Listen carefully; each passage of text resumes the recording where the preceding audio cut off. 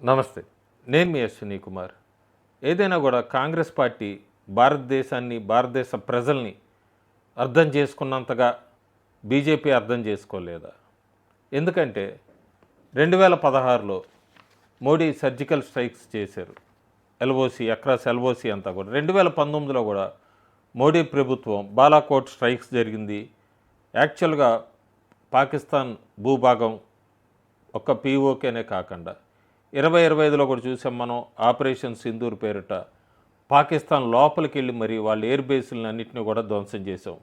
భారతదేశ ప్రజలంతా కూడా అడుగుతుంది ఏంటి ఇప్పుడు, ఎందుకు యుద్ధం ఆపేశారు, పీఓకేని ఎందుకు స్వాధీనపరచుకోలేదు, మోడీ ప్రభుత్వం వీకు, ఇది వాళ్ళంతా అడుగుతున్నది.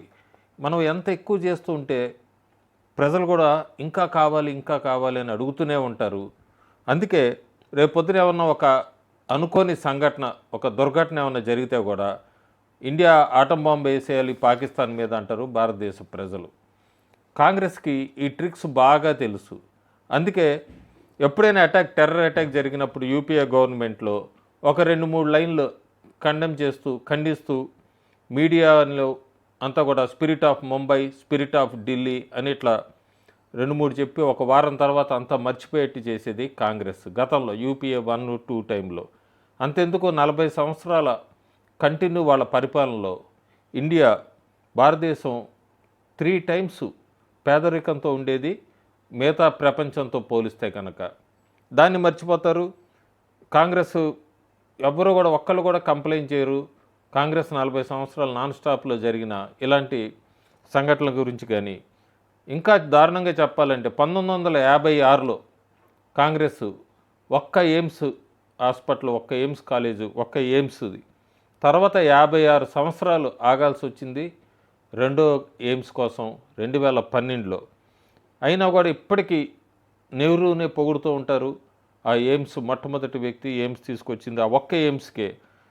దీన్ని అంతా కూడా గోల్డెన్ లెటర్స్తో రాసి చూపిస్తూ ఉంటారు. భారతదేశ ప్రజలకు అలాంటివే గుర్తుంటూ ఉంటాయి. అదే నెహ్రూ కనుక ఒక 10 ఎయిమ్స్ కట్టి ఉండుంటే ఆ టైంలో ఎక్కడా కూడా ఎవరో ఒకళ్ళు దాన్ని ఎక్స్పోజ్ చేస్తూ ఉండేవాళ్ళు, లీకీ ట్యాప్ కిందో దేని కిందో.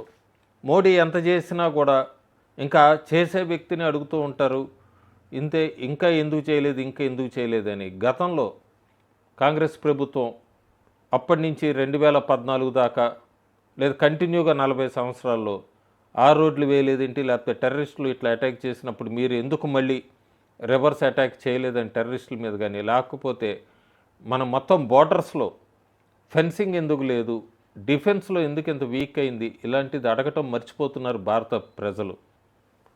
Thank you.